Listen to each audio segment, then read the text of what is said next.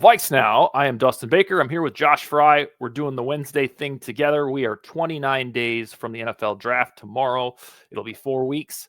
How's the week treating you, kind sir? It's good. I can't believe we're less than a month away already. It feels like just yesterday the regular season was ending, and we're just getting ready to fire up some mock drafts and stuff. Just finally getting into this stuff, and all of a sudden it's almost here. It's just crazy.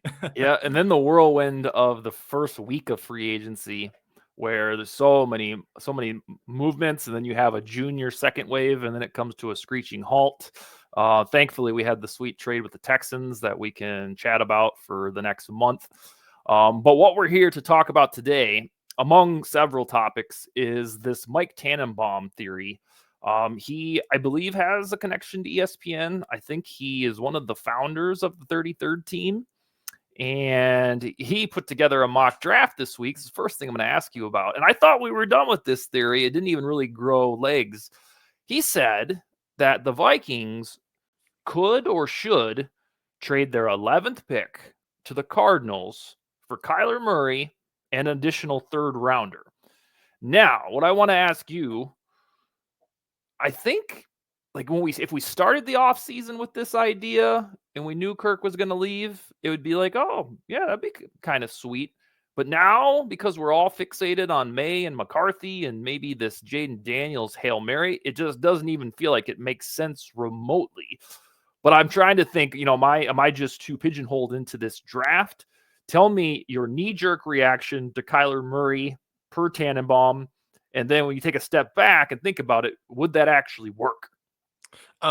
So my knee-jerk reaction to this is just it's almost April, and we've done enough like mock drafts to where pretty much everything has been put on the table, and this feels like just going in a different lane and trying to put something on the table that was it definitely was something that was talked about at some point, like when the regular season was wrapping up and the Vikings were pretty much out of the playoff run. Could they decide to go get a young quarterback like Kyler Murray? That was definitely on the table, but it definitely feels like that's kind of simmered down a little bit. And now Tannenbaum comes in here and just throws it back on the table just as, this is something a little bit different. And that's kind of just my knee-jerk reaction, is trying to get different takes out there, since we've seen just about everything in terms of mock drafts at this point in the offseason. So that's my knee-jerk. And honestly, if taking a step back, it doesn't make a ton of sense to me, just because, all right, I'm gonna read off Kyler Murray's cap hits for the next 5 years. 49.1 million in 2024, 45.6 million in 2025, 55.5 million in 2026, 43.5 million in 2027. So we're getting a little bit cheaper now, finally. And then 2028 is 46.3 million. If you want a quarterback that's going to be a veteran guy, and he obviously is a very talented player, but if you're going to get a quarterback that's going to cost this much, why not just re-sign Kirk? It doesn't really make a ton of sense to me, especially with Justin Jefferson not having that contract done yet, without Christian Darrisaw not being locked down yet. If those two guys were already locked down, then maybe it's a little bit different, and you can solidify your offense with that trio and Jordan Addison moving forward, TJ Hawkinson. You have those 5 guys as basically your cornerstone pieces on the offense. But if you're going to go into this offseason and you don't have your other cornerstones locked down, I wouldn't be committing to a guy like Kyler Murray at those cap numbers at this point in time. So there's a couple things on this that I want to lift up if there's folks who are new to the Kyler Murray thing. I thought this would be a big talker back in November when I was starting to think about the offseason, when Dobbs Mania started to falter, and I was like, all right, this is not going to be a big Super Bowl, or not a big 2017 repeat. I thought, yeah, Kyler Murray to the Vikings would make sense, mainly because he grew up a Vikings fan. There's this Tom Pelissero tweet out there. We're going to talk about Pelissero in a second, that said that, I think it was 2019 that Murray grew up a Vikings fan. So that's kind of cool. But when the offseason began, Jonathan Gannon, the coach of the Cardinals, said like 100% Murray's our quarterback. And that basically put everything to rest. And I know the Cardinals have lied before about quarterback, but they don't. Yeah, and emphatically lied. But that was different people altogether. So if this was even remotely feasible, the Cardinals would be on the hook for $40 million in dead cap, which I guess if Russell Wilson's was 80 something million, that this is just pedestrian. But the problem is Murray isn't like mid or shitty. Like he's pretty good when he's healthy. And so I don't know why the Cardinals would say, well, we're just getting to the red meat of this contract, so now we're going to trade the guy. And I guess they would just select JJ McCarthy per Tannenbaum at number 4, and then they would be good to go there. But I haven't understood why out of left field, other than your theory that we just need to do something different. Now, I think like let's say that the alert happened and boom, it is Kyler Murray to the Vikings. That's the trade. Crap. Yeah, I don't think that any of us would be melancholy or, I mean, there would certainly be apprehension about the salary cap and how everybody's going to be afforded. But I'm with you. Outside of the age differential, the sticking point, I lost him. Let's see if he comes back. The sticking point for Murray not being on the Vikings was just the sheer money. Like we're entering an era where the Vikings can pay Justin Jefferson to, massive dollars, probably the largest contract in history that's not for a quarterback. And to offset that, you probably have to have a guy on a rookie deal. And now you come along and you say, boom, we're going to take Kyler Murray's gargantuan $46 million per year, which is even more than Kirk. And I don't quite figure out how that adds up. I'm waiting to see if Josh Frey comes back. I believe he's on standby here. Yes, he has returned. There we go. I gave my personal speech about Kyler Murray, where I just don't think it adds up because we're embarking on an era where Jefferson's going to get the quarterback money almost. And you have to offset that somehow. And to your point, if you wanted to do both, you would have kept Kirk for a year or two. So I don't see how it adds up. I guess I applaud him for thinking outside the box. It just seems like it's a little Johnny come lately. Like nobody else is thinking Kyler Murray is going to be traded. It would certainly be a bombshell. But I'm going to ask you about bombshells here in about 8 minutes when it comes to the draft. Let's pivot to a second. You sent me this thing a couple days ago, off air, of course, about Tom Pelissero. And I'm going to read the quote to all the viewers. And this is Tom Pelissero talking about his observations in the draft. He said, when I've had conversations here with executives from other teams who know Adam Peters, the general manager of the Commanders, and know the situation well, the most popular answer for what they would do at number 2 is JJ McCarthy. And so we're even in an early Baker Mayfield stage of 2018 where McCarthy is being talked all the way up to number 2. It might be number 1 by the time this is all said and done. Do you buy that McCarthy, is everybody enamored with the guy is a winner and therefore he's going to get up to number 2? I really feel like this is just kind of a smokescreen from the league. I mean, we saw this with Will Levis last year. Yeah. He was the favorite going into draft night to go number 2 to the Texans. And you know what the Texans did? They were smart and they took CJ Stroud instead. I ultimately do think this is kind of a similar situation. I think JJ McCarthy is a better quarterback prospect than Will Levis was at this point in time last year. But I also think Jaden Daniels, Drake May are really spectacular quarterback prospects. And I think it would be really, really crazy for Washington to pass up on those two guys and go after JJ McCarthy. Just because he's definitely he's a solid prospect, but we haven't seen him do a ton like we saw with Drake May and UNC's offense. It's been JJ McCarthy leading a running first offense with a really good defense, and he makes really good throws every now and again, but is he going to be able to do that in terms of if there is no running game, if there is a really bad defense, is he still able to lead a team? We haven't really been able to see that to this point. So I would definitely just say that this is a smokescreen, but maybe I'm wrong, and maybe Washington is really sold on him. But going back to what Thor said about a month ago at this point, the thing that Washington really wants is a guy that can create his own plays in an offense at the quarterback position. Jaden Daniels can do that. Drake May can do that. I'm not convinced JJ McCarthy can do that. I think if Drake May for Thor was a crazy idea for Washington to take, with their quarterback selection, I think JJ McCarthy might be even crazier. Just because I don't think he's as mobile as Drake May. He definitely doesn't have the same body to hold up to taking hits on the run as Drake May does at this point. And I know he bulked up a little bit before the combine, but he's 6 feet, probably going to end up his playing weight around 210, 215 pounds. Drake May's 6'5". He's built like Josh Allen, and he's able to sustain those types of hits a little bit easier.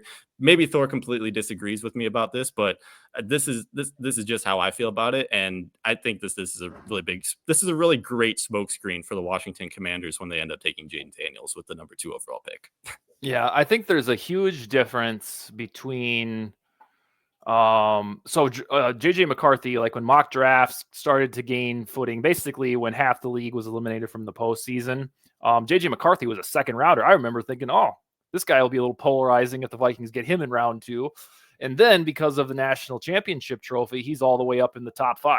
But there's a difference between saying, hey, this guy has all the tools, he's only just turned 21, and getting up to number 2 versus getting into the top 5 in general. And so the smokescreen part isn't that this guy is going to go a lot higher than people thought. It's that he's probably not going to go at number 2. You know? Yeah, I think that would be absolutely ridiculous if the Minnesota Vikings are able to trade up to number 3 and get Jaden Daniels, I will be ecstatic. Yeah, like just send them the farm if that's the case. I don't even care about next year's first round pick. Give them whatever they want if you can get Jaden Daniels. Like, just make it happen. But I do think that Washington's going to take Daniels instead of McCarthy. Yeah, about a week ago, I did a show on this very topic about Jaden Daniels being the forgotten man, because we on this show and then the Vikings community have got absolutely entranced by a binary debate between Drake May and JJ McCarthy. And I'm here for it. But I just don't want folks to think a month out like, oh, this thing is decided. Like, because all of the really weirdly last weekend, every single team outside of the Bears in the top 5 raised their hand and said, hey, we want to trade. We're open for business. And I tweeted about this. I was like, last week, we're like, oh my God, who's going to trade with the Vikings? How can they get in the top 5? To thinking, like, there's competition for the Vikings picks. Like, they all want, 2 or 3 first rounders. And then that led me to believe if that many teams are willing to wheel and deal, then maybe all of this stuff that we think, hey, Jaden Daniels for sure, number 2, maybe that's the smoke screen. Ultimately, I think Daniels will go to the Commanders, but it's really cool and refreshing to know every general manager like almost said the same thing. Like, we're going to look at team building and we're open for business. The only team that didn't really say anything was the Bears, and nobody thought it was realistic in the first place for the Vikings to get up that high. Yeah, and I mean, honestly, it's really smart for teams to do that because I mean, if you look at draft picks, 11 and 23 are pretty enticing, especially when they're both coming in this year and not future picks down the road like you'll have to settle for with Denver or Las Vegas or something. And I mean, Washington and New England, those are both teams that they're not a quarterback away. They need other pieces on their roster in order to succeed. So, I mean, I do think that it's possible that one of those teams trades out of that pick, but we'll see what happens because these quarterbacks are really damn good. Yeah, the reason that I have believed since the Texans trade, on top of you don't make that trade without knowing there's a segue to making the subsequent one, is out of those 2 teams, the Commanders and Patriots, one is likely to realize that, yeah, we're not a quarterback away. Let's rob the Vikings of these 2 first rounders, 3 first rounders, and then we'll build out and we'll get Shadur Sanders or something next year. But if they don't, then you pivot to the Cardinals or the Chargers, where you're guaranteed to get the 4th quarterback off the board. And those teams can then be enticed by, hey, you'll get 2 first rounders and a 3rd or whatever it is. So if you start just going down the line like dominoes, one of those teams is going to bite, even if you have to get down to the Chargers, who can flip it with the Vikings and then build their trenches, which I think they're going to do with Harbaugh. So you have the options. All right, so let's talk about this one. This is on the same topic, but it's a different guy. Our guy, Kyle Rudolph, who played for the Vikings for a decade, was talking with the Up and Adams show. We won't get into his ardor for Joe Milton. He said that was his solution for the Vikings was, hey, why don't they just take Joe Milton, baby? It's like, oh, yeah, well, another Kellen Mond, Jaron Hall solution. But what he said that struck me. It makes sense, not giving him any flack. He said this: a rookie quarterback is not going to be able to come in and operate this style of offense. Talking about the Vikings, there is so much put on the quarterback in Minnesota. There is no way you could have that volume on a rookie to play that position. Now, Rudolph did not cross over at all with Kevin O'Connell, but I think the mindset around the league is that O'Connell runs a complicated offense, and even Kirk, it took a little bit to learn it. So I want to know from you, do you trust Rudolph's comments enough to believe that, hey, if this is Drake May or especially JJ McCarthy at only 21, we're not even going to see this son of a bitch in 2024. It's going to be the Sam Darnold show. Yeah, I mean that's why you go get Sam Darnold is in case you get this quarterback and you get to training camp preseason and things aren't going very well, you have an insurance blanket that you can sit him for a few weeks or even the entire season and just let Sam Darnold run the show because he's been in a Kyle Shanahan offense similar to what Kevin O'Connell's going to run. He kind of knows the ropes at this point. He's been in similar schemes, and I mean you're at the end of the day, the Vikings aren't trying to win a Super Bowl in 2024. they can say that they are, but it really doesn't feel like that's the goal at this point, especially if you're using your first round pick to go up and go get a quarterback.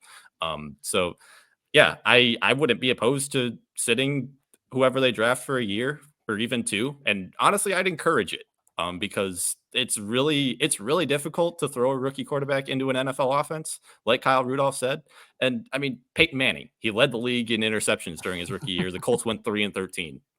Trevor Lawrence 3-14 with the Jaguars, and obviously there were some other things behind the scenes with that team. But and then Bryce Young last year, and obviously not everything's on him either. But there's just it's really tough for a rookie quarterback to succeed, and that's why players like CJ Stroud get praised so much, is because it's really rare to see a guy step into a system and just flourish immediately like CJ Stroud did. And even with CJ Stroud, it took some time for him to get it together. Like that loss to the Panthers was very ugly for him. But yeah, I think that's why you go get Sam Darnold, is just in case he's not ready. Whoever the quarterback isn't ready to see the field week one. And I highly doubt that they will be ready to see the field week one, by the way. I really think Sam Darnold's going to be the week one starter. That's why you go get a guy like that who can run an offense for you while that guy sits and learns. And give him $10 million on top of that. That's kind of a point of contention. Like, hey, you could have given Dobbs $2 million. It's like, well, they probably think Sam Darnold can author his little Baker Mayfield redemption tour. And I think the way the Vikings do business, they wanna stay competitive and try to nibble at the postseason. But I agree with you that 2024, even for a guy like me, and I think like you, who doesn't endorse tear it to the studs rebuilds, I believe that the Vikings will probably miss the postseason if they end up starting Drake May or JJ McCarthy for 12 games or more, 10 games or more. It'll be great, and we'll love that it was 7-10 because that's what we did in 2014 with Teddy Bridgewater. Now, on that note, if tear it down rebuilds, if there was evidence that they worked in the NFL, I would be one of the first screaming for them, but they don't. I just don't understand why we had this 2 years ago. Like, oh, well, they're gonna have a fire sale, tear it down. This is the way. And it's like, when does that work?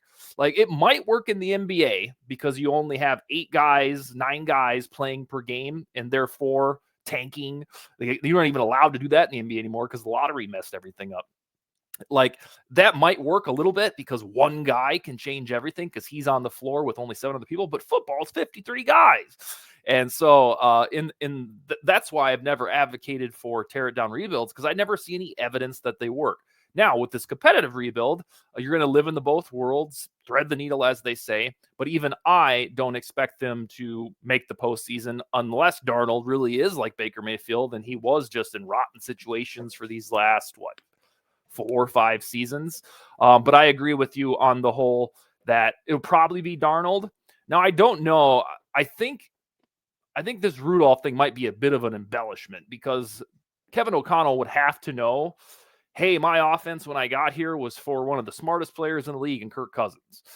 And now we're going to have to, we're going to bring Drake May in. I think that he would be bright enough to not overload Oh, JJ absolutely. McCarthy. Yeah. So even though Rudolph is spot on that it has been complicated, it was probably that way because Kirko could handle it. Is that right?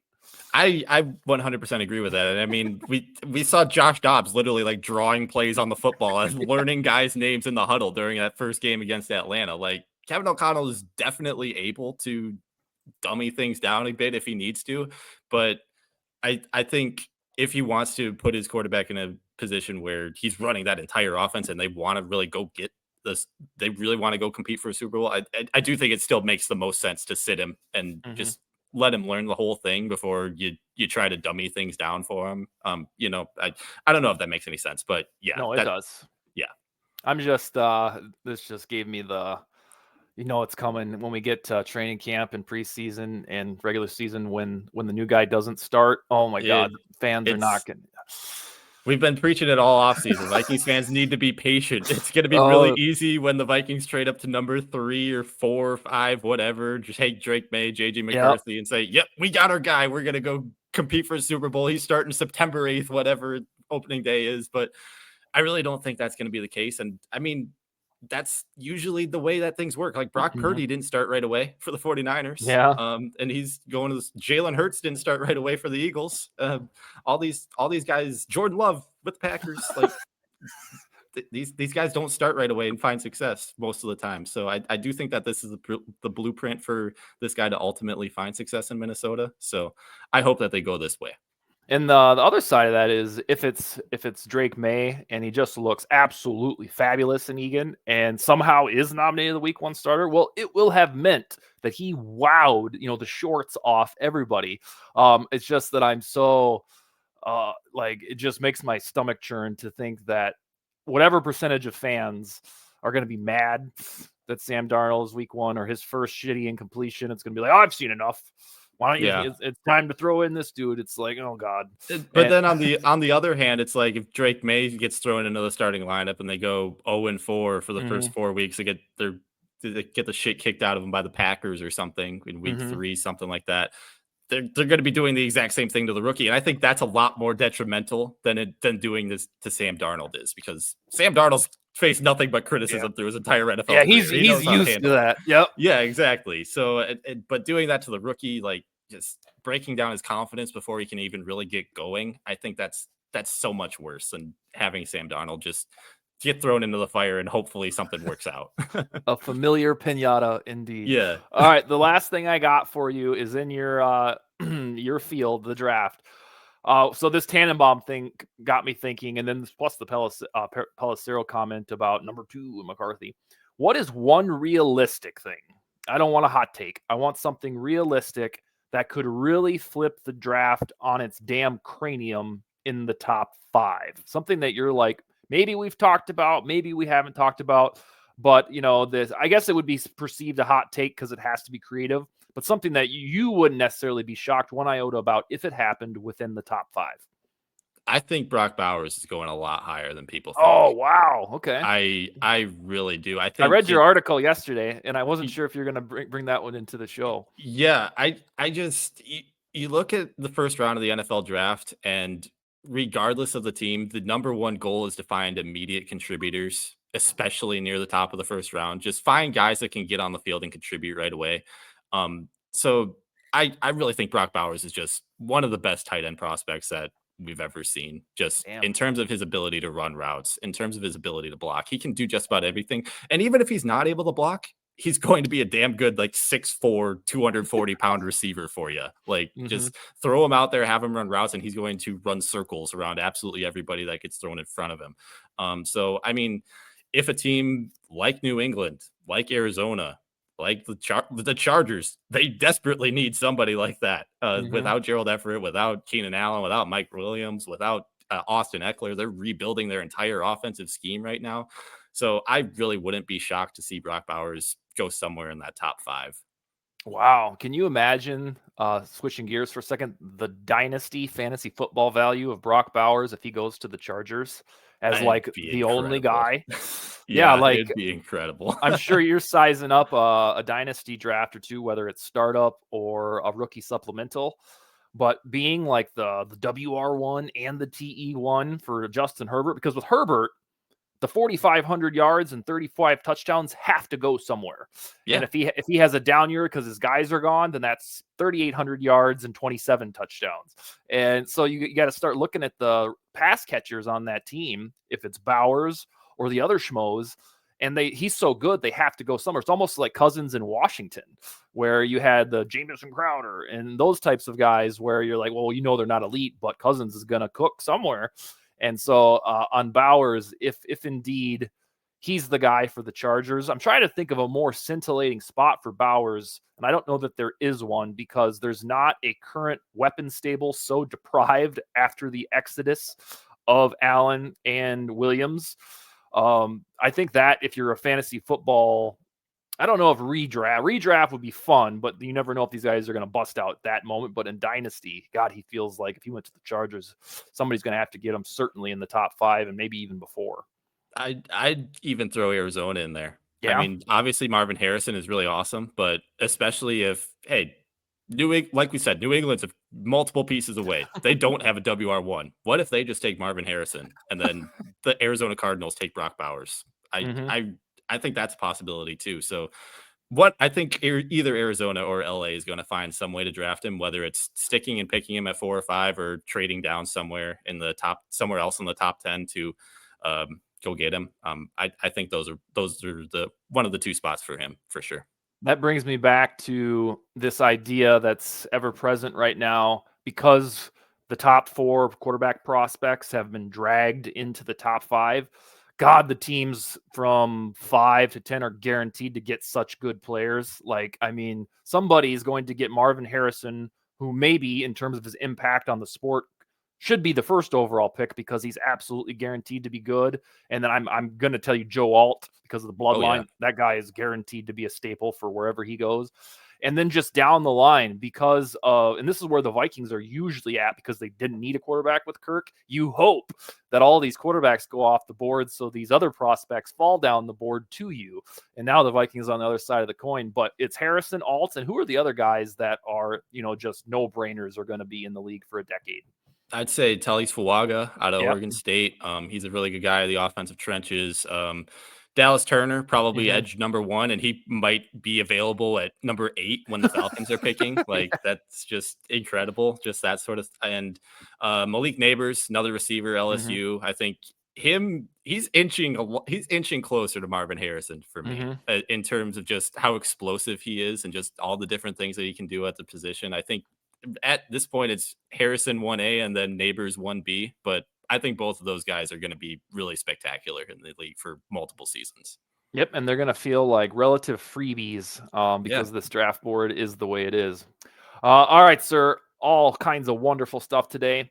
Let's see. We'll be back next week. We got a couple guests next week. On Monday, we're going to talk to Dallas Robinson from Pro Football Network.